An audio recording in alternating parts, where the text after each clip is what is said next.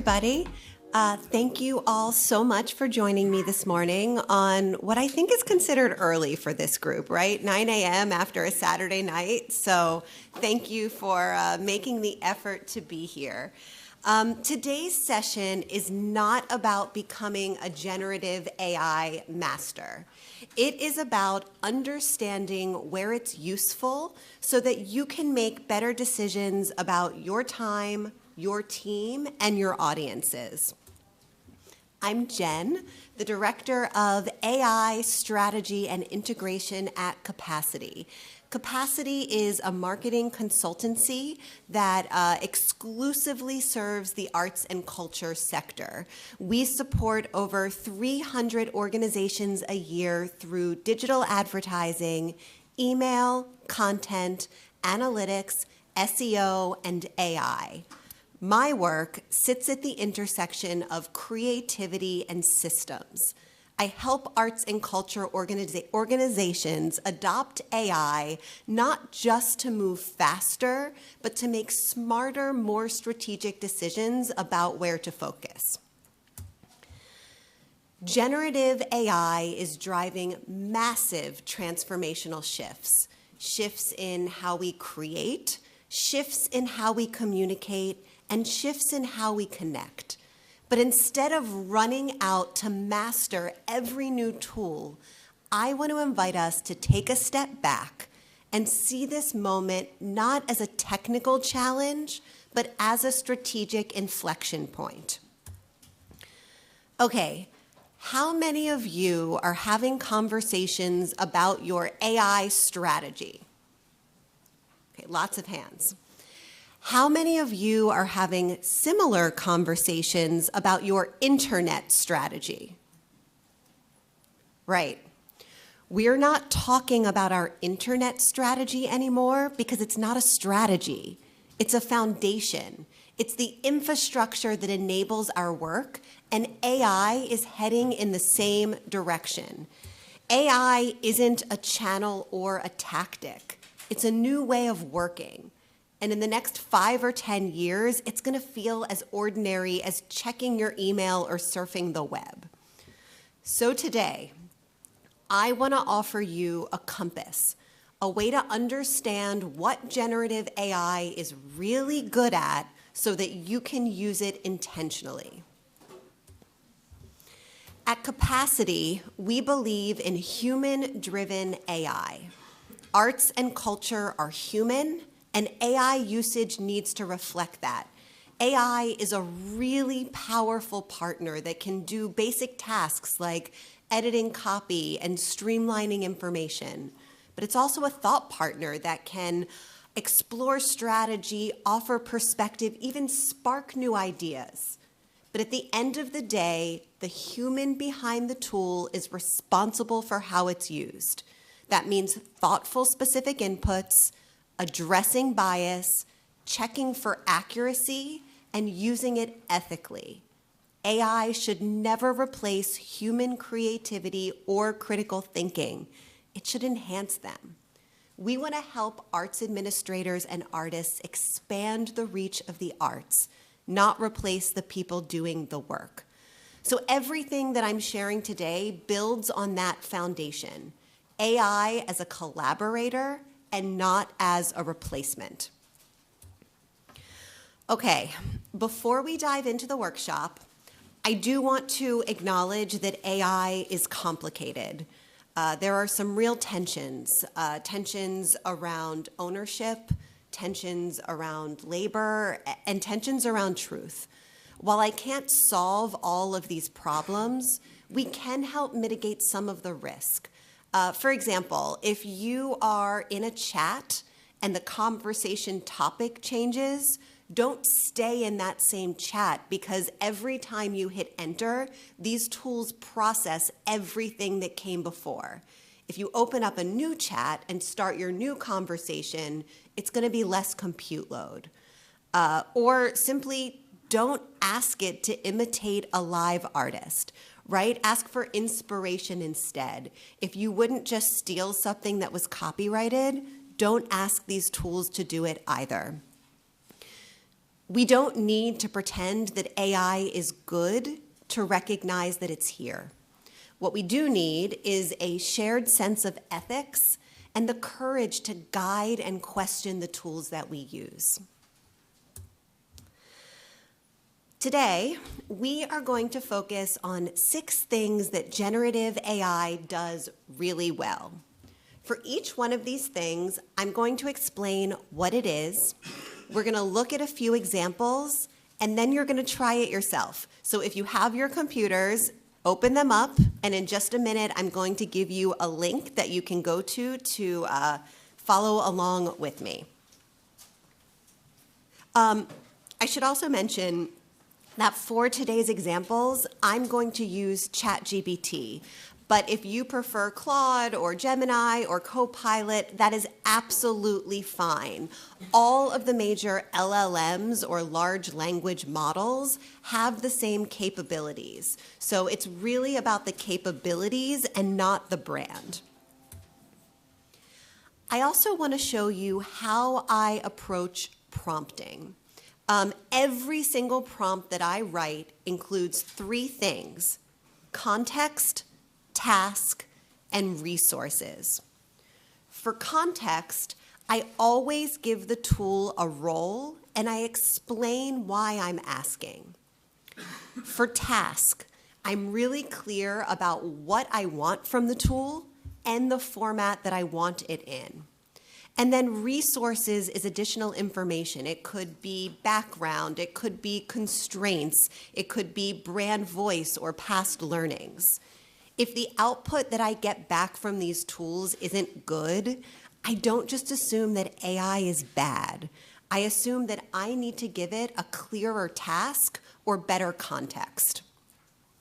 You're going to see this structure show up in all of the demos that we do today. Okay, here is the link that is going to give you access to the worksheet. You can use your phones or type the bit.ly into your computer if you want to work on your computers. https://bit.ly/the number 4, lowercase a, capital M, capital L, lowercase p, lowercase m, lowercase l. And that should get you to the worksheet that I'm going to ask you to pull up later in the demo. I'm just going to... Is there a dot after the L? After the BITL. BIT.L. Oh, sorry. Oh, bit.l. Yes, did I miss that when I spoke? I apologize. bit.ly.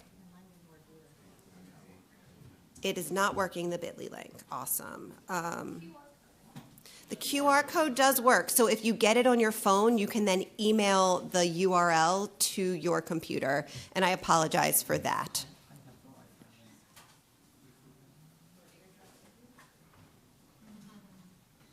Thank you all for bearing with me. I feel like the technical stuff is always the biggest hurdle. It should be case dependent. Although URLs aren't case dependent, so I don't know why it would be. So now I'm backtracking.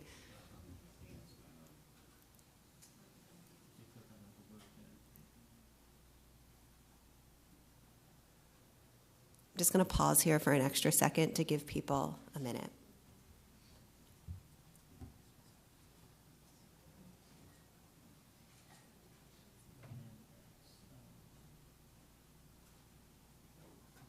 The phone should work.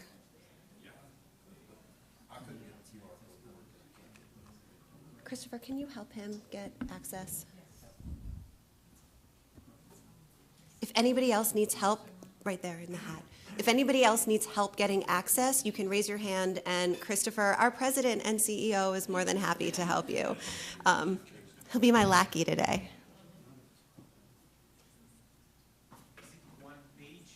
It's just one, so on your phone, the tabs are at the bottom. So at the bottom, you'll see arrows that you can scroll. So when you get it on your computer, you'll see it as tabs, but on your phone, the arrow's at the bottom. Okay.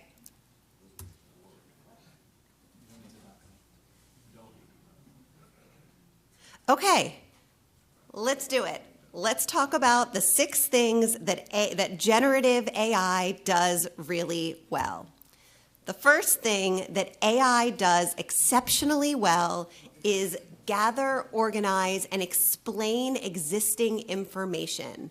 I feel like arts and culture spend a lot of time rediscovering things, be it trends, be it best practices, be it feedback from audience. AI really collapses that time. We're going to take a look at 2 examples, and each of the examples go with a corresponding tab in the document that you just opened. The first example we're going to look at is a simple knowledge retrieval looking at some marketing research. The second thing we're going to look at is a slightly more complicated retrieval, kind of analyzing a landscape. So give me a second while I adjust my screen. A few more technical things. Change mirror. And now you can see my screen, which has ChatGPT and, oops, where did my document go? And the document. So I see lots of anonymous animals in the document, which is great. So as you can see, there's an overview tab in the document, which has a list of all of the examples that we're going to look at today. If you're new and walking in, feel free to come up and talk to Christopher up here, and he will get you access to the document that we're all looking at together. Don't be shy. Make yourself comfortable. Okay, so the first example we're going to look at is marketing research. I want to say up front that all of my examples are fictitious. These can all be used in your day-to-day work, but you'll see that I'm not using real organizations. For example, this research is for my fake modern dance company. But you can swap this out with your own organizations, and you can add your own context or resources to make these prompts even more impactful. But again, the purpose of today is to show you 6 things that AI does really well so that you can start thinking about using them in your day-to-day work. Okay, so the first thing we're going to do is knowledge retrieval with our marketing research prompt. And for this specific example, we are telling the large language model that we are working on our 2026 marketing strategy for this modern dance company.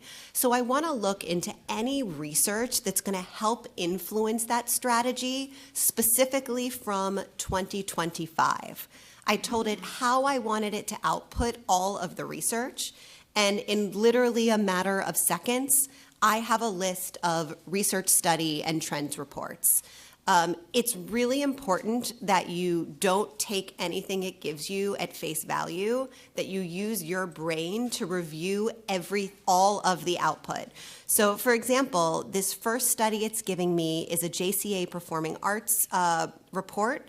I'm going to click on the link and make sure that I feel good about the report and that I'm aligned with the tool's takeaway of the report as well.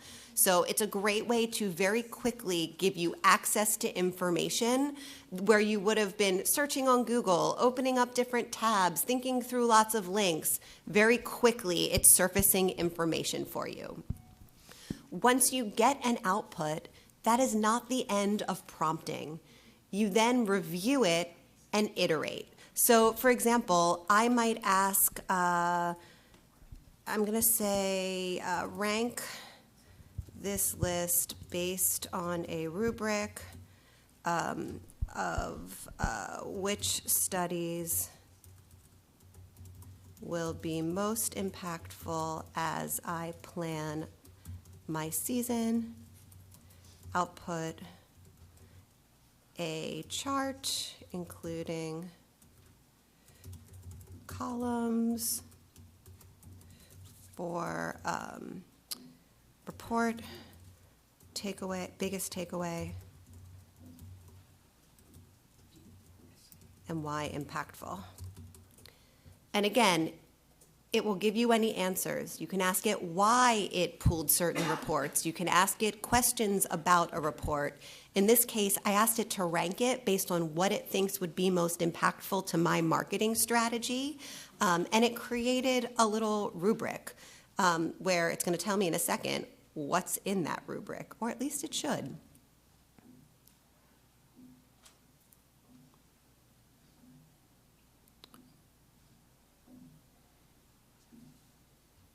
Here we go. So if you only internalize 3 insights for season planning, it's giving me some top 3 takeaways across all of the reports. Oftentimes it says kind of what it's using to create a rubric. I could ask it. I could say, what's in the rubric? How did you rank these items? Okay, you have a question? A question on viability of the data that is accessed. If you're using the ChatGPT free model, I understood that it was only updated as far as 2021. Yeah, so when I'm pulling this information, it's using web search. So it's not using its training data, which is what's only been updated since 2021. And I don't know off the top of my head kind of when training data for ChatGPT was last updated. But if you're using the web, you're getting information up to today. Any other questions? I'm happy to answer them as we go along. We have time today. Yes.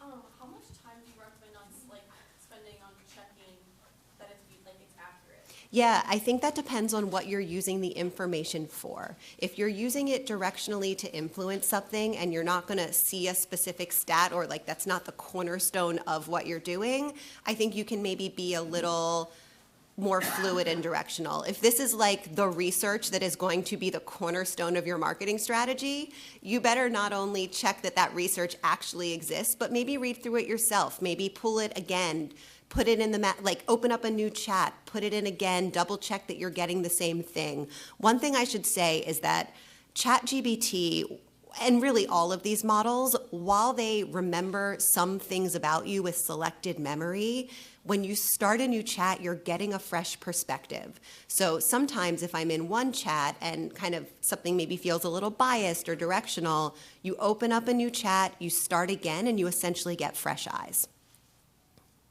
Yeah? I seem to have found that the free versions are really not great. They are going to be limited. I think when you say not great, it's things like you're going to max out of using certain models, or you're not going to be able to upload images or certain things that paid models can do. I find these tools to be extremely powerful, and if you end up feeling the same way, investing $20 a month to have access to this level of knowledge and information, I think is definitely worth it, but you can do this on a free version if you so choose. Okay, let's take a look at example number 2. So for example number 2, we're still going to be looking at knowledge retrieval, but this knowledge retrieval is using a functionality called deep research. Deep research allows these tools to basically run a research report in 5 to 30 minutes, something that would take a human being hours and hours and hours. So for this example, I am identifying 4 different orchestras. And what I'm asking the tool to do is look at the marketing strategies or what's publicly available on the internet to assess kind of how these 4 orchestras are positioning their upcoming season. And because I'm running a deep research project, I'm going to hit this little plus mark and choose deep research. All of the other LLMs have this. I think Claude calls it research and not deep research. Gemini, Copilot, they all have it. So I'm going to click deep research, and then I'm going to hit enter. And what's going to happen is it's going to ask me a couple of questions. On Gemini, it's going to give you its research plan. In Claude and Copilot, it might also ask you a few questions. So it's going to ask me, do I want to limit my analysis to materials for the 25-26 season only, or do I want old stuff? I'm going to say 2025, 2026 only. And should I prioritize subscription and season messaging? Nope, all messaging. And now it's going to go off and do its work for about 5 to 30 minutes. I am not going to make you sit here for 5 to 30 minutes while this runs. I am going to go into my past chats where I have pre-run this for you so that you can see the type of output you get from a deep research project. So it's now outputting, yeah. I just put it the same, and he told me, do you want a classical programming or jazz programming? It gave me another avenue. Yeah, and you can answer. You can choose, I only want to look at how they're positioning classical music, or you can say all of the marketing. But do you understand that I'm not, because you were directed in a direction on your strategy that I cannot be aware of? Yeah, so these tools are not deterministic, they're probabilistic. So I could put in the exact same prompt in my same tool in a new chat and get a different question. You're never going to get the same output from these tools. Sometimes they'll be similar or on the same path. I might get 9 out of the 10 research projects that came up in the last prompt, but these are not deterministic tools, and that is important to remember. Okay. So it's giving me the output for each of the 4 symphonies, identifying and pulling up information based on what I asked for. And again, there's links that I can click through and confirm what I'm seeing to validate all of the sources. Okay, I'm going to take 2 minutes for those of you who have not yet run any of the examples. Pick example 1 or example 2, go into the worksheet, copy the prompt, put it into the tool, get your output, evaluate it, read it, maybe ask it a question or 2. Could you show us once again where you click deep research? Yeah, absolutely. So once I drop the prompt in, or even before, there's this plus sign over here on the left-hand side. When I click this plus sign, that's where I see deep research. I'm pretty sure it is available on the free version. You'll just be able to do this a limited amount of times. Yes? I just wanted to add that if you don't have an account, you're not going to get the deep research that we were trying to. So if you don't have an account, take a minute and sign up for free so that you do have access to all of these capabilities. And if you don't feel comfortable, that's fine too. Just watch along and come along for the ride. Yeah. This is really basic, but how do you save something that you feel is valuable enough to go back to? Yeah, so there are 2 ways to do it. In the left-hand rail, I have a lot of stuff in mind, but there's going to be this section called Chats, where you can see all of the past chats that you had with the tool. So if it's something you just want to go back to and read later, you can go back into your history and pull up something that a conversation that you had. Or if it's something that you know you want to work with, you might want to copy it and paste it into the document that you're going to be working in moving forward. So it's just through the chats, the record it has in the chat. Correct.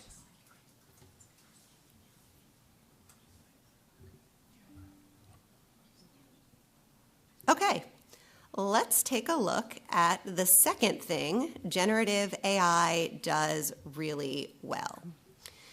These tools are really good at offering clarity without changing intent. So you can use them as a second set of eyes when it comes to editing content or reformatting things into a different format. So we're going to take a look at 2 examples here. The first thing we're going to do is take a look at a ballet description and do some editing. And then after that, we're going to take some information and reformat it into a timeline.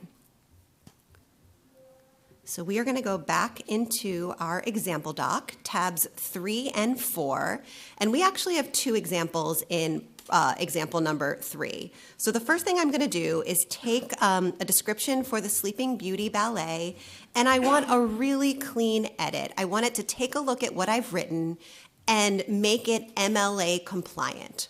So in this case, it's rewriting the blurb for me that is now MLA compliant, and I've also asked it to give me a list of every change that it made to make that happen. So I'm not just getting a rewritten copy block, I'm understanding why it was rewritten to be that way. I'm going to give you another example. This time I'm still doing editing, but instead of editing for grammar, I'm asking it to edit for audience. This time I'm saying, look, this is my description. I wrote it for our, subscribers. I now want to make it accessible for first-time ballet goers with young children living in the suburbs of Chicago. So now it's going to rewrite the content for me to be accessible to that perspective audience. And again, I asked it to give me bullet points so that I can track every update that it's making. Yes? So when you're doing an editing prompt, you need to also include in your prompt the body of what you want it to edit. Yes, if you wanted to edit something, you have to also give it the thing that you want to edit so that it can review it and give you those outputs. Yeah. Is this just a regular chat that you're doing it? This is just a regular chat. I am at chatgpt.com. I am opening up a new chat and starting fresh. Okay, let's take a look at our second example. And in this example, I'm going to have it reformat content into a different form. So what I've done is I've said, okay, I have my 2026 season coming up. These are the 3 plays, and these are the opening nights. I need to launch marketing 1 month out. I need to deliver my creative a week before that, and I need to work on my creative, what did I tell it? I told it 6 weeks before that. So I'm saying based on these 3 opening nights, what are the actual dates that these things that I've asked for needs to happen? So now I have a very clear chart that says Top Girls, it opens May 7th, the marketing launches April 7th, that means the creative is due March 31st, and the creative needs to get kicked off by February 17th. What, though, are any of these dates weekends? What if the date is when I'm not working? Let's find out. Sorry, the tool's so slow sometimes. Yep, we have a couple of weekends. I'm going to say, great. Update weekend dates to the Friday before.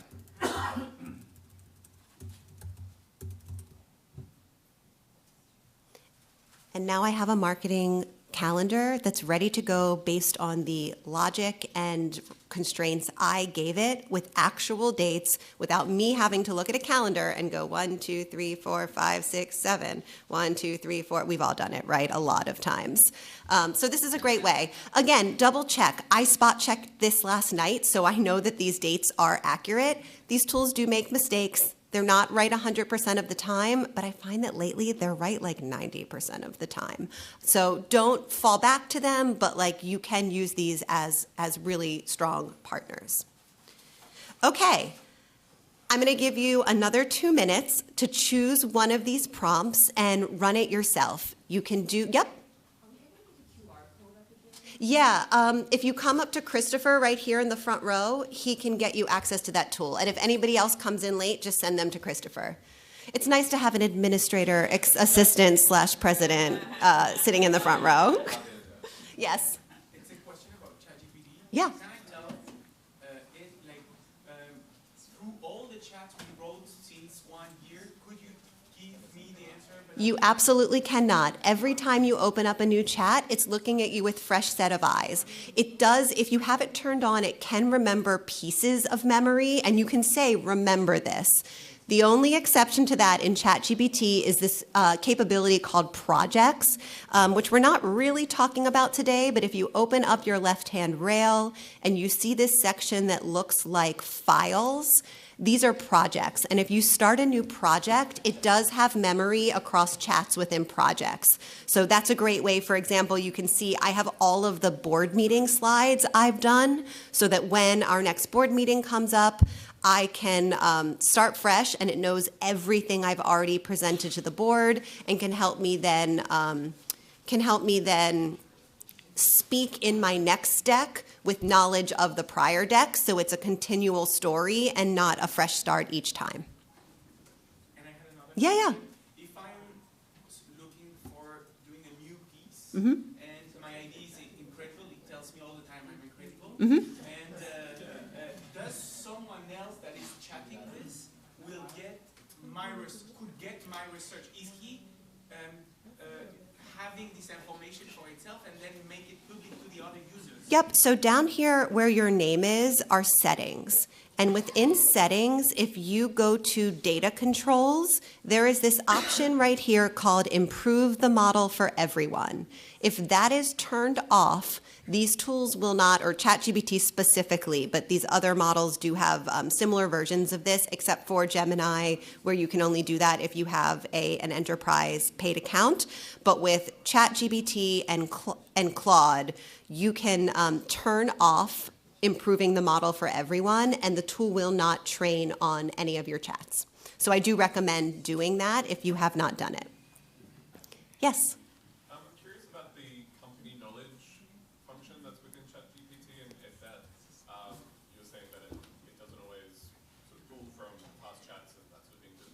How does the company knowledge piece of that? Yeah, so company knowledge is something that you have to specifically set up and allow. And if you allow that, then it can use your company's folders, be it a Google Drive, to access information. But it doesn't just go through every time and use it. You have to direct it to a specific thing that it's going to pull up and use. Yeah. If you choose to do that, does that then make that information available to anyone? No, it does not. It is in that one chat. Now, if you don't have improve the model for everyone turned off, the tool could learn from that information, and while it's unlikely to show up in exactly that same format in someone else's chat, there is risk of that, which is why as long as you're not improving the model for everyone, these tools are not training off your data and you can have private conversations. So I think that's the greater concern of my staff is that then their name and the attachment of specific work will then be made available to Google or which chat model you're using. And so some of the fear of allowing that sort of access. That makes perfect sense, and that's where kind of enterprise accounts, like team level accounts, are really important, because the privacy level as a personal person paying for it versus a team account, it does shift a little bit and it becomes more private at that team level account. It's not allowing me to turn it off. It's not allowing you to turn it off. Do you have a free account? That might be a new thing that did not used to exist, and I'm really annoyed at ChatGPT that it would do that. That's disappointing. Let's talk later, and I'm happy to take a look. Yeah. To add on to like what you were saying, it's a small little thing that in its tone is typically like helpful and positive and says that you're great and awesome and wonderful all the time. You can ask it to say, push back and give me feedback. Like, here's my idea. Tell me all the ways that, like, what am I missing? What am I overlooking?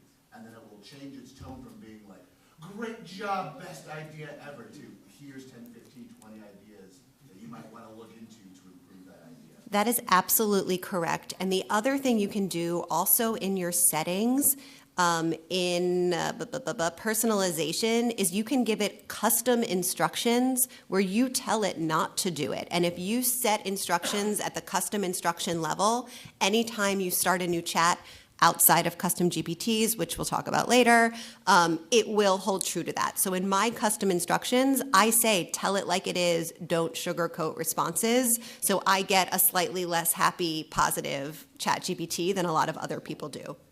Is that where I put don't use M dashes? Yes, that is where you put don't use M dashes. That is where you put anything that you want to hold true to all of your interactions across the tool. Oops. Let's go back to Okay. The third thing generative AI does really well is creative ideation and copywriting. These tools are not the source of truth and taste. You are. But it's really good at getting you from a blank page. So we're going to look at two examples. The first one, we're going to do some creative ideation to explore lo-fi creative options. And then we're going to let it do some actual copywriting for Facebook ads. So we're going to go back to our worksheet. We are at tabs 5 and 6. For the first example, we are going to tell the tool that we are working on a production of Little Women.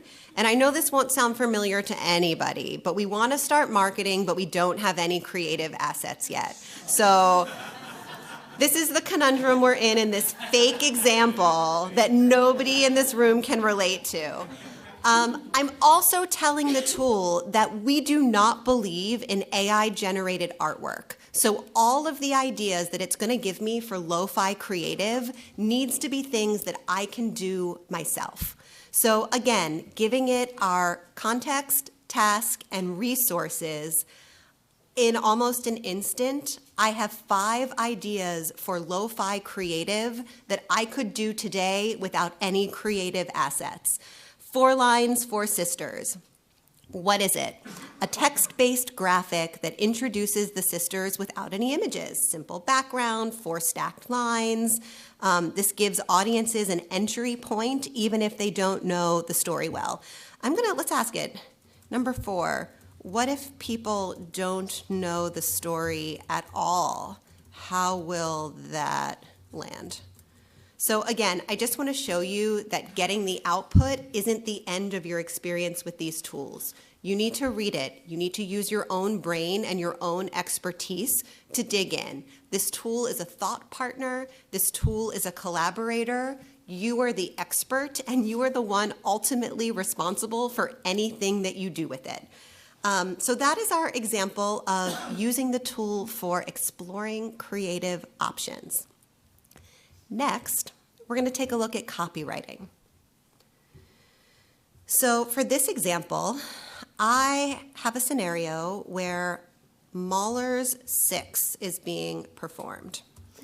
And what I've done is I've given it 2 different personas that I want to speak to, and my thoughts on kind of what the marketing hooks are for each of these personas. Based on all of that, as well as kind of the mechanics of what a Facebook ad is, I'm asking for 3 ads for each of the 2 audiences, each using a different content hook. You can see before I even finish speaking, I have all of my copy. Think how long your team spends iterating and ideating on copy. And I'm not saying that a human shouldn't have their hand in this. They absolutely should. Some people feel comfortable with a world where the team writes draft 1 and then that draft gets iterated on for different audiences. Some people are comfortable because it was my brain and my research and my perspective that's driving all of these outputs to start with a first draft that a human then goes into edit. Again, every person, every organization needs to decide what they are comfortable with.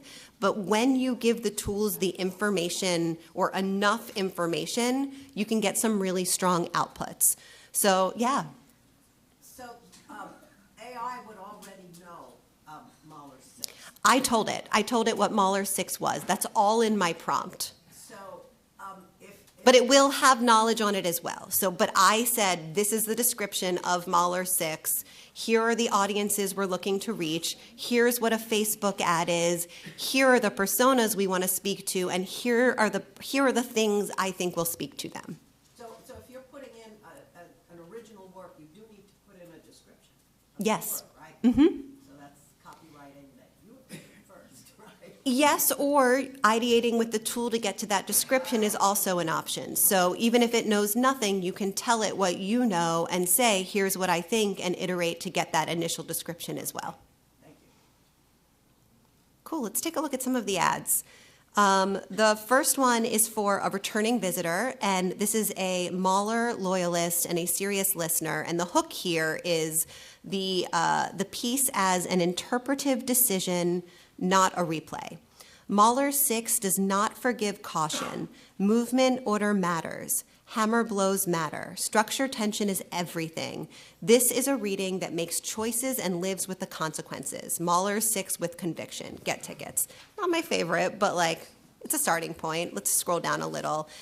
Here, this looks like it's for our new audience, a prospective audience. And the hook here is permission to feel and not analyze.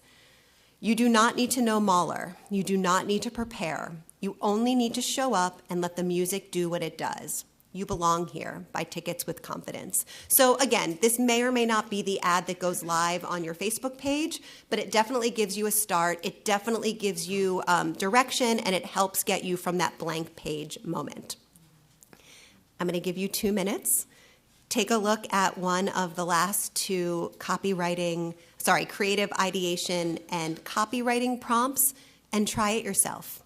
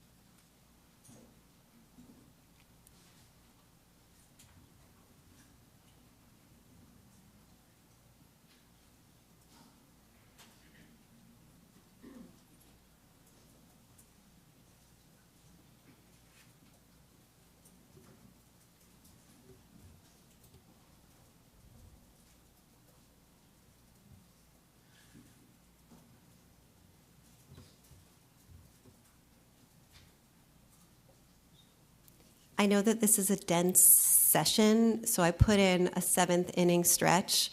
It's a sports thing. I don't know about you guys. I don't know much about sports, but I do love going to the Baltimore Orioles, and they have a 7th inning stretch. So if people want to just take a minute, stand up, just give your brain a second to decompress from all of the AI prompting chat, I wanted to just give us a moment to do that. Yes? Sorry, I walked in late, so Yeah. if you already covered this, I apologize. No worries. You mentioned the enterprise account.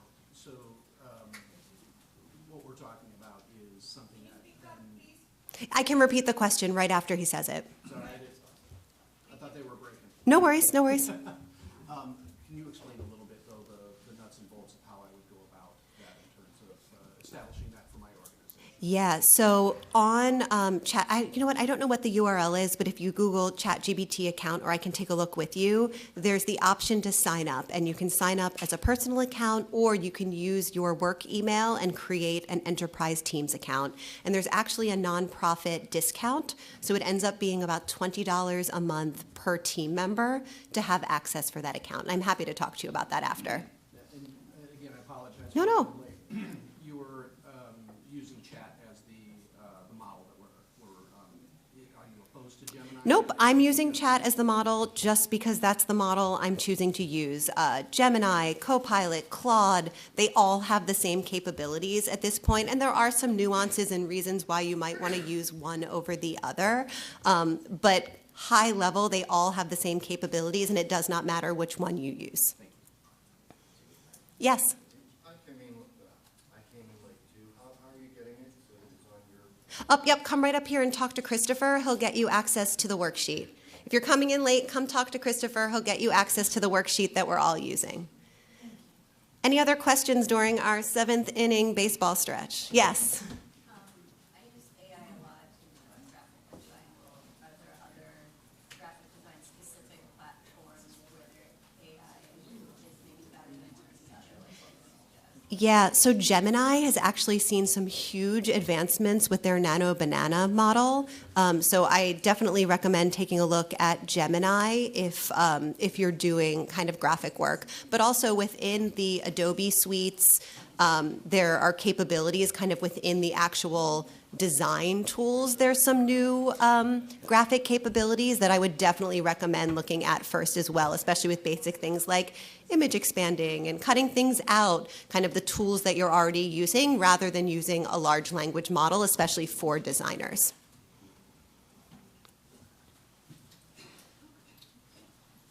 I think if I do this presentation again, I'll put the bit.ly on my forehead so that anybody coming in at any time can easily get to the worksheet. Yes.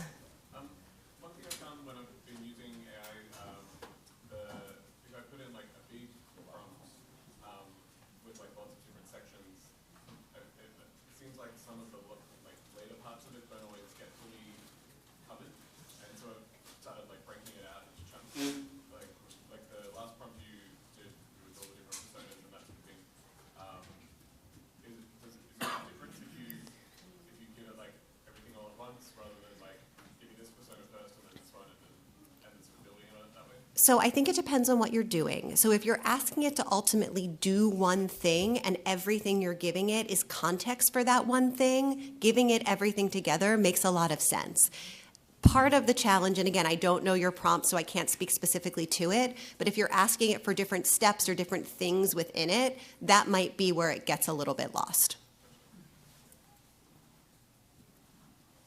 Okay, let's move on from our 7th inning stretch into the 4th thing that generative AI does really well. It is really, really powerful with messy qualitative information. So we're going to take a look at 2 examples. They're all 2 examples. I think you figured this out by now. The first one, we're going to synthesize some meeting notes for key takeaways and next steps. And then we're going to look at a privacy policy to pull some insights. Okay, back to our worksheet. Start a fresh tab. We are going to go to tabs 7 and 8. So the first thing I'm going to do is give it the meeting that I made up. This meeting is all about creating an experience for new visitors at the ballet. And again, I have told it what I want the output to be. So even though it's this long, messy, just here are people talking and saying different things, I'm getting a 1-line executive summary, design an optional, beautifully designed pre-performance experience that replaces intimidation with curiosity. It helps first-time ballet attendees feel welcome, informed, and excited before the curtain goes up. I'm getting my 3 main takeaways from the meeting. The core problem is emotional, not artistic. Play, not learn, with the right design principle. And language and framing matter as much as the experience itself. And then it's giving me all of the next steps, who owns them, as well as the deadlines. Okay, for our next example, we are taking a fake privacy policy. And what I've done is I've asked it to compare the privacy policy that we have at our fake organization. I don't know what I called my fake organization. I didn't even give it a genre. It is just my fake organization. And what I've done is I've said, okay, you're a data privacy officer with expertise in the US state level privacy laws. I want to understand how my policy compares to standard US privacy benchmarks for 2026. Now, I'm doing this for a privacy policy. You could do it for a contract. You could do it for your brand voice. You could do it for how you format your audience personas. The options are endless with a capability like this. And here we go. Your draft reads like a solid 2018-2020 US privacy policy. It does not meet the 2026 expectations under CPRA, Texas data privacy, and the TDPSA. So again, it's going to go on to explain why it's telling me that and all of the places where my privacy policy might need to be reevaluated or looked at or reconsidered. Okay, I'm going to give everybody 2 minutes to choose one of these prompts and run them yourself. And of course, I'm happy to answer any questions as you do that.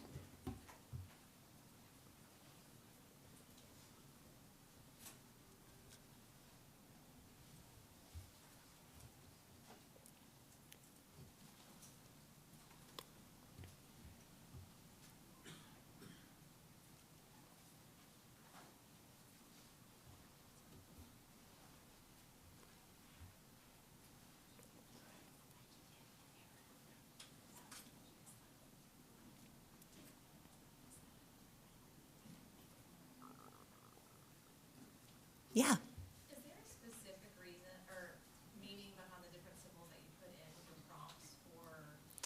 Yeah, so these tools don't register formatting. So if you use markdown formatting, that's why sometimes I have kind of the header markdown. You can let it know something's bold. It's just a way to communicate hierarchy to the tool. You'll see sometimes I use it, sometimes I don't. You'll see usually in the longer prompts is where I tend to use a little bit more just to make it more accessible.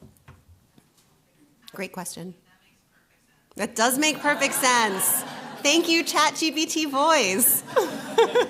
Yes. Does the voice app have the same capabilities than this when I talk to it like friendly?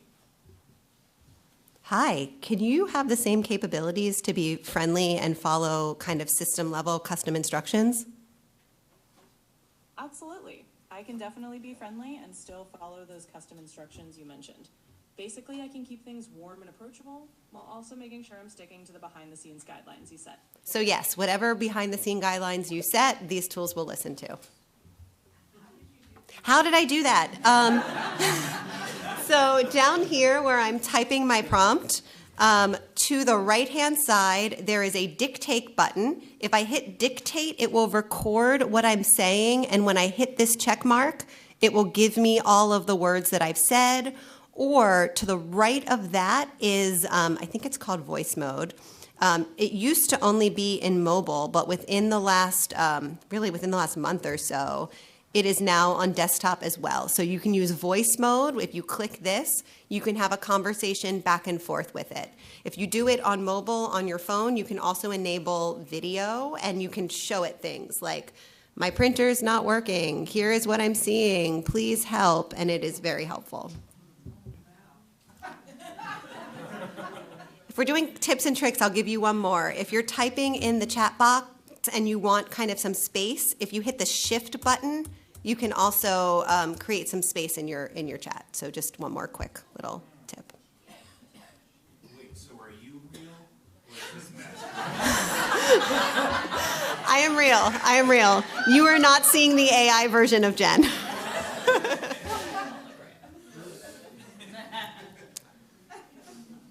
Okay, let's keep moving. Let's move on to the fifth thing that generative AI does really well, and that is scenario and option generation.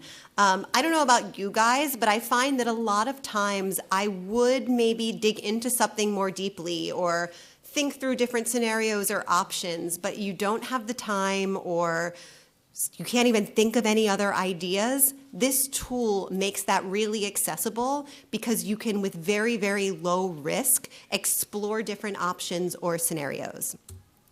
So we're going to look at two different examples for this. The first one, we're going to explore some scenarios for grant ideas, and then we're going to look at some options for our marketing strategy. So we're going to go back to our doc. These are tabs 9 and 10. For the first one, nice to see you guys are already with me / ahead of me. Great work. We're going to look at some grant ideas. Whoops, did I catch that whole prompt? I did not. So in this example, I am writing, I want to apply for a grant. It's a specific grant, I forget what area, in the Boston area. And I've said, okay, you're a grant writing expert. I want to apply for this grant. Here are the 3 grant strategies I've been thinking about, and I'm giving it the 3 ideas, and then I'm telling it all about the grantor. I'm giving it the grantor's mission. I'm giving it projects it's featured. I'm giving it guidelines and eligibility. I'm putting all of the information about the grantor into the prompt to help the tool evaluate. One question you might ask me is, why don't I just give it a link and not give it all of the information? And the reason that I'm not just giving it a link is that while these tools can search the web, they can't necessarily see everything. It's dependent upon how websites are built, kind of what it will be able to see within a website. So when I'm doing work and I know that there's important information I want to confirm that it has, I either copy and paste it in, or sometimes I have this great little screen grab widget on my desktop, and I will screen grab the entire web page, which you'll see later, and I'll drop that in so that the tool can see exactly what I'm seeing to get the feedback. Okay, so here we go. The strongest and safest choice is strategy number 1. It's telling me why that is. It's giving me kind of a strategy by strategy evaluation of each of my 3 ideas. Oh, and look, it has a little rubric, love a rubric, where it's coming up with the criteria. Maybe I want to change the criteria and rerun the rubric. Maybe I want to ask it why a certain thing was in the rubric. I'm going to push it a little farther. Give me 5 more ideas for a grant to this organization that outranks my first 3 ideas. Now I've given it my thoughts, my strategy, I've had it rank it, and now I'm asking it to push me even farther. What else could we do that would potentially be chosen at an even higher rate than the ideas that I have? And again, within second, it's giving me things that it believes outranks the original and kind of why. Yeah. For my grants, I use it a lot, Mm-hmm. and I realized that for example, a 1,000-word maximum, Mm-hmm. it gives me a text, Mhm. but when I put it on Google Doc, it's more than 100 or 1,000 words or less. So how do you manage to prompt it so it's exactly the right number? Even if I put 1,000 words, it doesn't make it. Yeah, sometimes I just have it double check. Sometimes it will give you the wrong output and you can say double check that that is 1,000 words and then you will get it. Sometimes I would copy and paste it and I would see how many words in my word counter and I'd go back and say this is this number of words and then it would go back and recalculate and re-edit. So again, that comes back to these tools aren't perfect, but this is the dumbest they will ever be. Every single day these tools get smarter and better and that is a little terrifying. Yes? I think a lot of times it's saying like 1,000 characters, and ChatGPT doesn't count space character. So you need to put in the prompt that you need to count space character and then. That's a great call out. Can you say that? Oh, sorry. Sometimes ChatGPT doesn't know that you want characters and it won't count the space as a character. So sometimes within your prompt, it's helpful to just clarify this number characters and a space counts as a character so that it understands that. Yes. Oh, but there's a question back there? No? Okay. What did we do? We did our first prompt. We're going to go do our second prompt.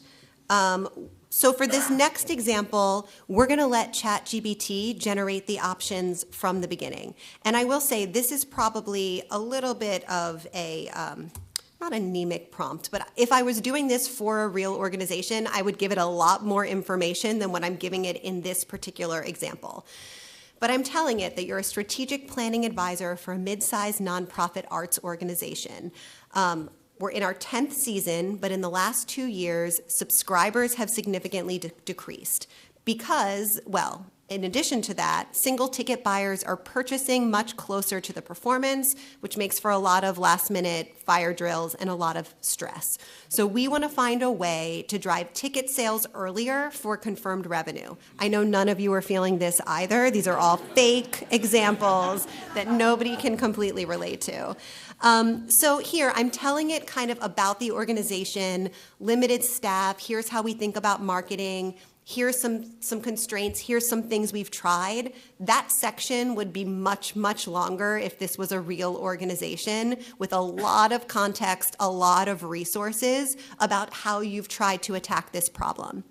So I'm now asking for 5 options in an output and kind of why they think this could help with the problem. So again, 5 options, what it is, the upside, the primary risk or downside, how complex it is to implement, and how fast you could implement this tactic.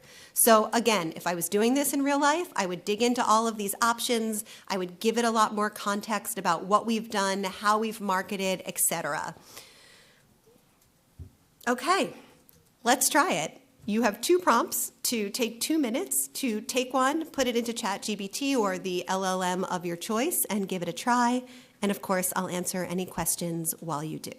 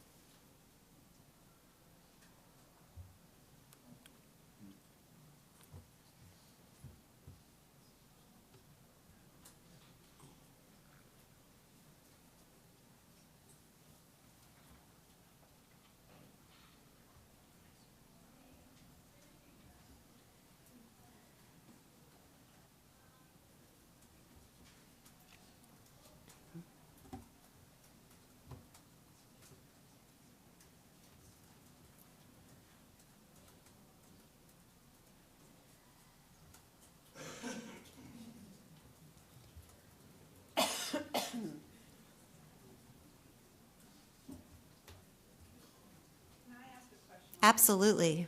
I think I missed the very, very beginning, and someone mentioned MLA compliant. I know about don't use M dashes, but I'm just wondering if there were some other things you might have said about that. No, so what I said about, it really depends what you want the tool to do. I did have an example earlier where I had it edit a ballet description to be MLA compliant. But somebody was commenting that they just don't want M dashes because that seems to be seen as kind of a sign of using these tools. So if you ask it in the system level instructions, so if you click on your name and go to settings and personalization, you can set some instructions at the system level about how you want this tool to behave. And that's where you could put in, don't use M dashes. So MLA is just a grammar format. I just used it in an example. There's different ones. I'm not a grammar expert, but there's like 2 that are standard, and somebody else, if you remember it or know it, tell me what the other one. There we go. That's the other one. One more time. APA is the other kind of standard grammar. That's for Associated Press, I think. That's psychology. AP is for Associated Press. APA is psychology. So that's APA compliant? Is that how you, or just you want MLA? There's just style guides, and so there are different ways different organizations implement grammar and punctuation, like the Oxford comma. Yep, perfect. Submitted as a question. I'm sorry? Okay, let's hit our last one. Our final thing that generative AI does really well for the purposes of today's workshop is personalization and perspective shifting. Everyone in this room speaks to many different audiences every day. Sometimes you're able to segment those audiences and speak to each segment differently. Other times you're speaking to multiple audiences at the same time. We're going to look at 2 examples. For the first example, we're going to personalize some donor letters. And then for the second example, we are going to look at an organization's website to see how different audiences may react to it. So back to our document. We are on to tabs 11 and 12. And the first thing we're going to do is we're going to take a prompt where in my fake performing arts venue, we are going to send out thank you letters after a gala. And what I've done is I've told them about the gala, what it's for. I could do this with 50 people for today's example. I created 3 fake people that I've given the tool context about and some examples of some past letters that I've written.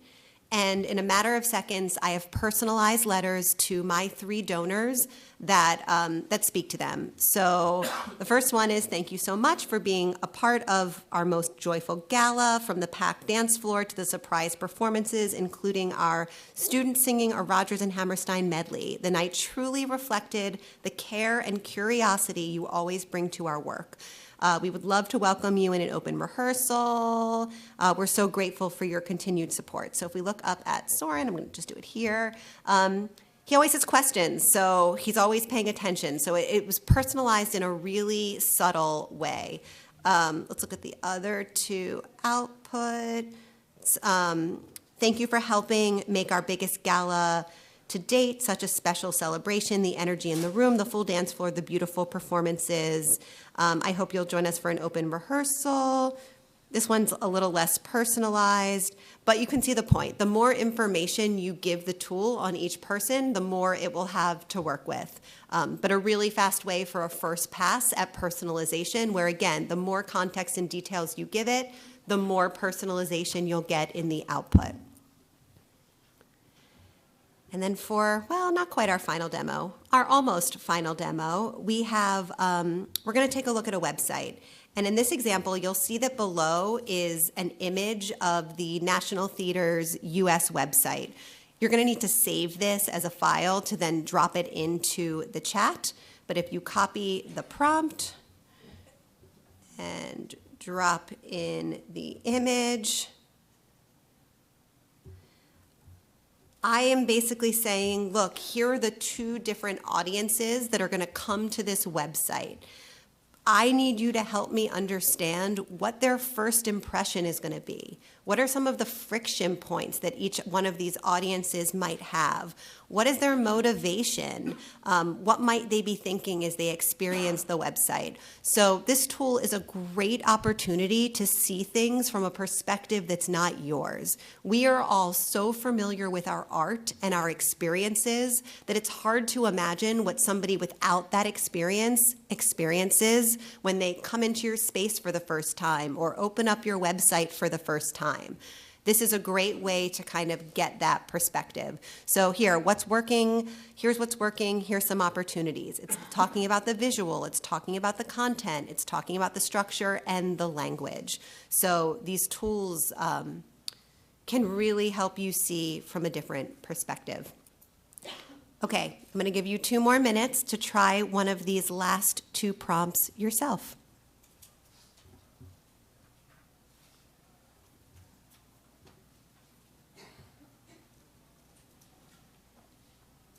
With all the expertise you have in AI, why would you hire human beings?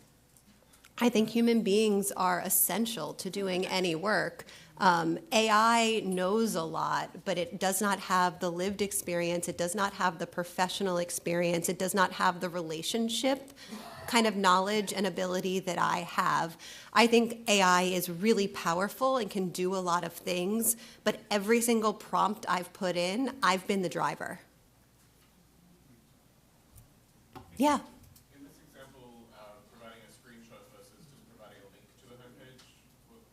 Yeah, so if you give it a link, it can read it, but based on how the website is structured, it might miss things. There might be a headline that is structured in a way that it can't read. Giving it an image or copy and pasting is really the only way to make sure, if it is essential information, that it sees everything the way that you see it.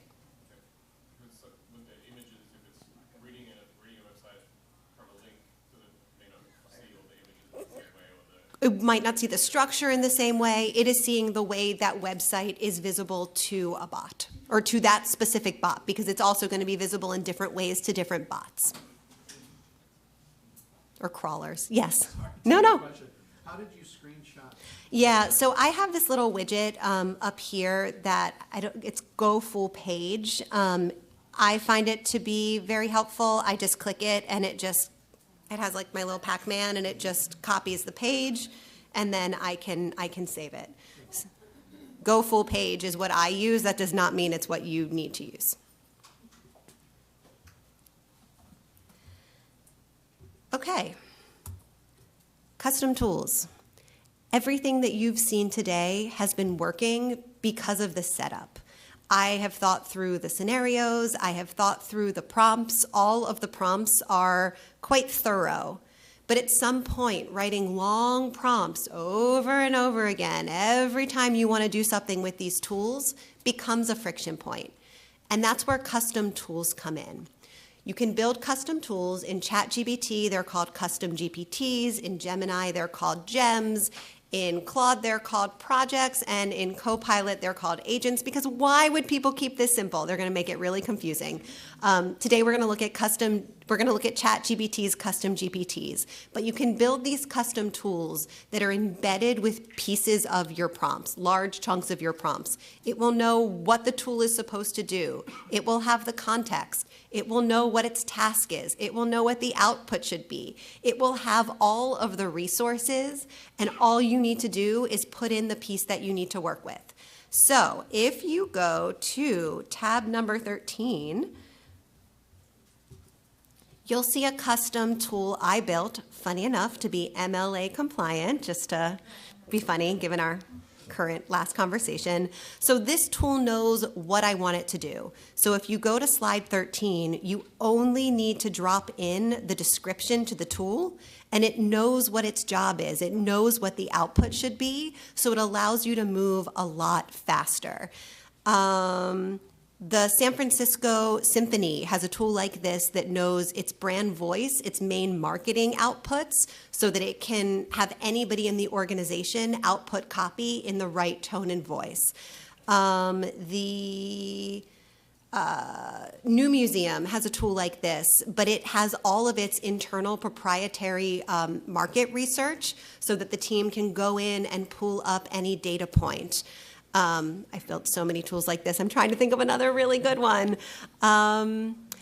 The New York City Center has a tool like this because they're sending out donor letters every single month, and a part of their donor letter talks about past and upcoming content. That's something that a person needed to look at and update each month, maybe include a quote from a review. Their tool, you tell it the month that you're sending the letter, it's going to create that paragraph for you using both internal data and the web as a double check. So these tools are really powerful, and they can help you accelerate your work if it's a task that you're doing over and over again. Yes? How do you make them? I didn't understand. I'm not going to go through that today, but if you go to these are what they look like. You'll see it come up in your left-hand rail in the GPT section, and if you go to Explore GPTs, you can create the tools within there.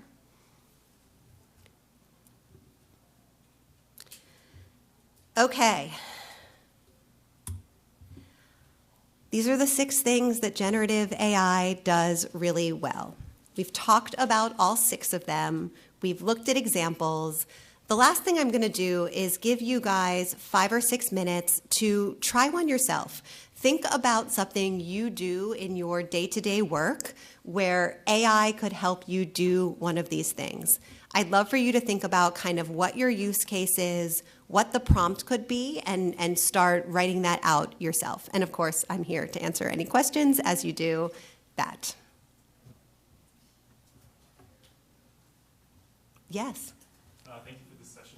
I'm interested to hear you say a little bit more about trust at these different opportunity levels. You remarked earlier to be very skeptical of many of the outputs that ChatGPT gives you or any LLM. How would you rank among the different opportunity sectors that you showed us today where we should be exercising more credulity and where we can maybe assume there's a little bit of a higher level of trust that the output is going to be something that we can take with these, knowing that we should always be. Yeah, that's a hard question. I don't think it's a more or less. I think it's more about being engaged with it and not ever putting it on autopilot. So don't put in an output, don't put in a prompt, get an output, not read it, copy and paste an email, and send it to your boss. Like it's just dumb. Like, don't do it. It's lazy. You get crap. It's a bad idea. So I think it's less about different scenarios having more or less trust, and just in general, telling it everything it needs to know to give you the strongest output, and making sure that you're using your brain as you get that output and work with it. And if it gives you a source, make sure that source exists. Make sure that source has good, it's valid. Make sure it's a source that you want to use. If it's a study, make sure the methodology is what you feel good about. So I think it's less about each level having different kind of more or less skepticism, and more about kind of general skepticism. Yes? Yeah, hi. I just, earlier you mentioned you have a chat you use yourself for slides for board members. How would you recommend doing slides? Do you insert the images you want? Yeah. In the chat?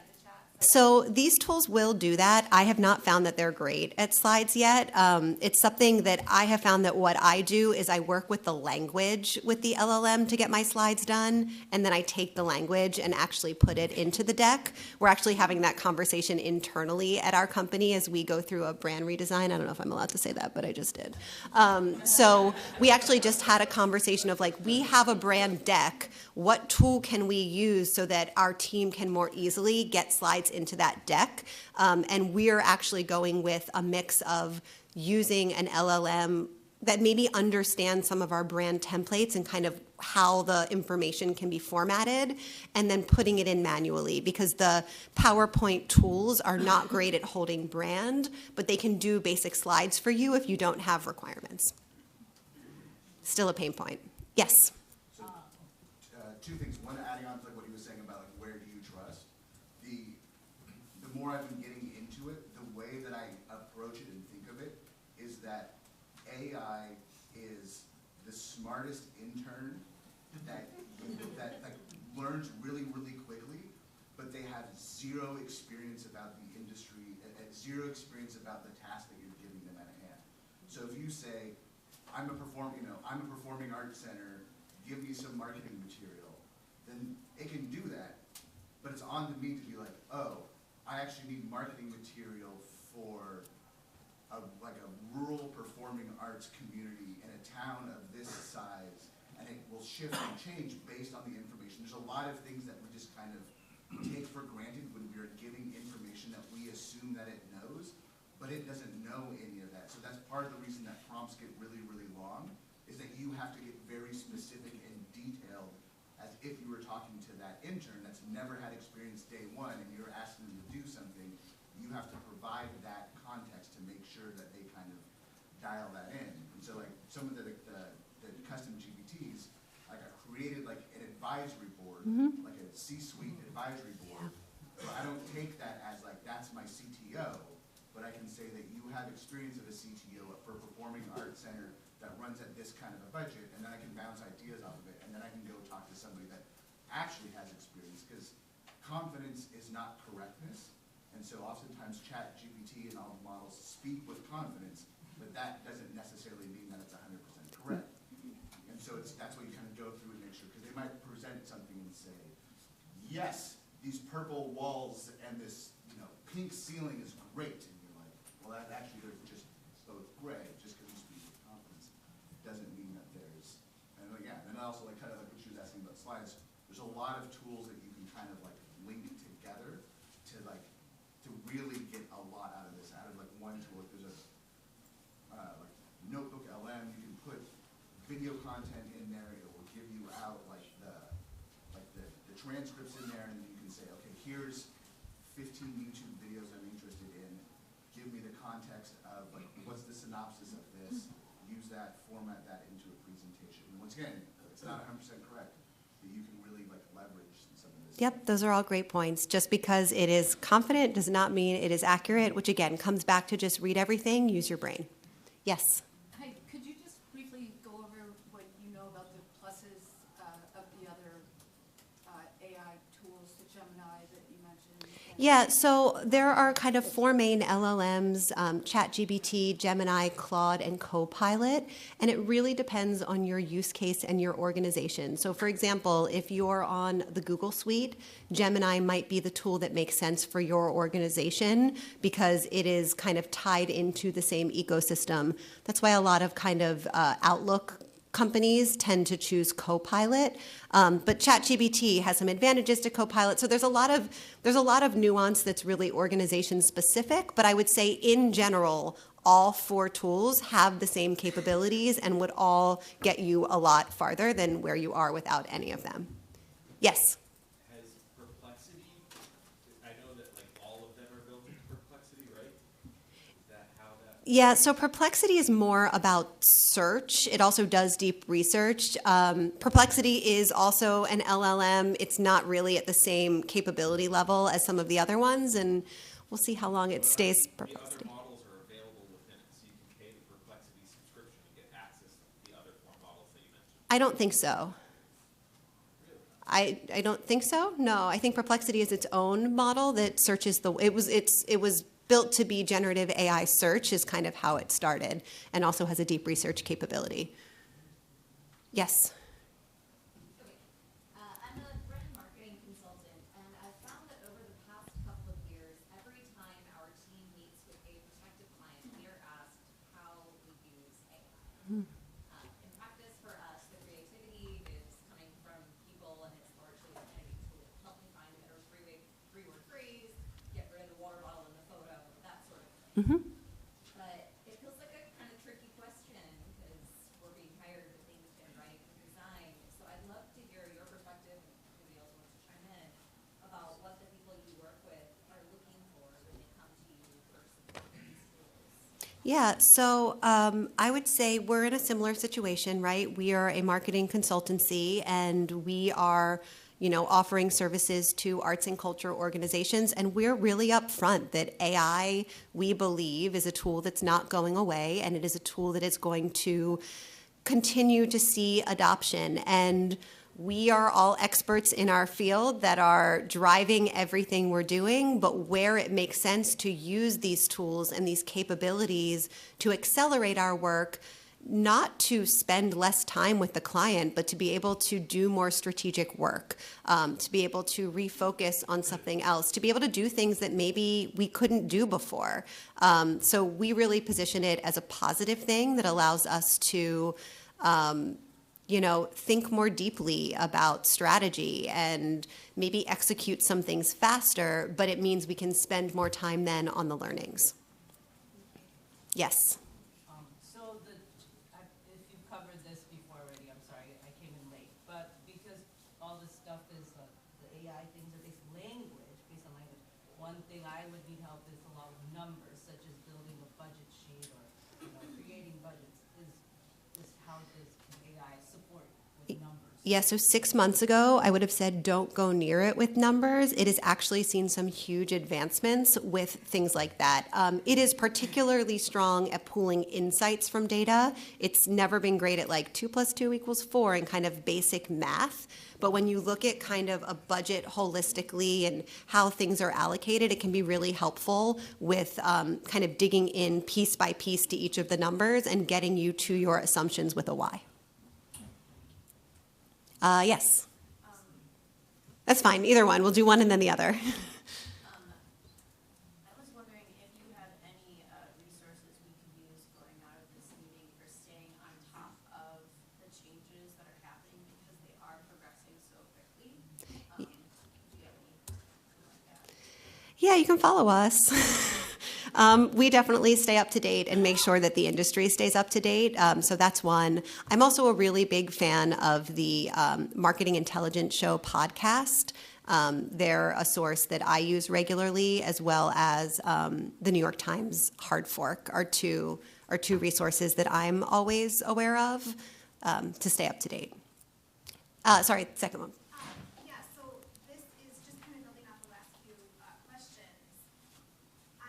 Great, as we think about using this tool, and we've seen today the list of all of these things that it's great at, you have a list of today. I know it's going to change tomorrow, but what are the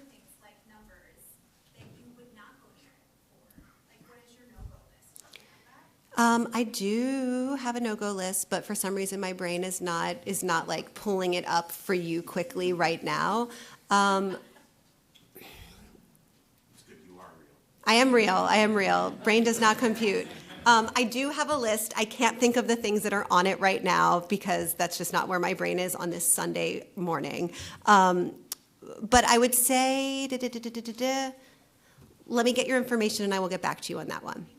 You know what? And I can also, if anybody who signs up for our information, I will send that list out to everyone who gives us their information. And I know you came from APAP. I will follow up with, I have a list of like things that it does really well, things that it can do like kind of okay as long as you prompt it well. And I'm happy to share that with the group. Yes. What I have found extremely helpful from going from 0 to a prompt is Prompt Cowboy. So I also have, that is a great tool. I'm going to give you another one. Let's go back to our generative AI worksheet. Let's go to our overview tab, and you will see that there is this link called Prompt Feedback. This is a tool that I built that will help you with prompts. It will do two things. These two little dots are called conversation starters. You can click on Prompt Feedback or Help Me Prompt. And if you click on Prompt Feedback, you can then grab your prompt and drop it in, and it will give you feedback based on all of the things we talked about: context, task, and resources. And if you don't have your prompt written, but you want to get some help writing it, go back to the prompt feedback tool and click Help Me Write Prompt. It will then ask you questions and go step by step to get all of the information to help output a first go at the prompt. I need that. Well, you have it. It's in the worksheet, so it is there for you. I am going to stop mirroring. I am going to extend my screen. Hold on. That's screen mirroring. There we go. I'm going to extend. Go back to here. Okay, sorry, pull this back up. Were there other? Yes. You were mentioning the agents or like custom tools. Mm-hmm. How do you share that so that other people are using the same one? Yeah, so there is a way to share it. Sorry, I just unshared. I can do it again. Let's see. So within your tools, you can find a link. Come to me later. I'll show you. I wasn't going to go over that today, but there is the ability when you're building the tool to click a share button at the top. Okay, thank you. Yes, absolutely. Any other? Okay. You do not need to go back to your office on Monday and build a 40-page AI strategy document. What you do need to do is continue doing what we did today. Pick a capability that AI does really well. Identify a use case, test it, tell all of your coworkers what you learned. The more you use these tools, the easier it gets to use them. I'm going to end where we started, which is that this isn't about mastering a tool. It's about understanding what these tools can do so that you can make better decisions with your time, your team, and your staff. The real promise of these tools isn't doing everything for you. It's finding the few things that can really make you do your work better. So back to this. Happy to answer any questions if there are more. Thank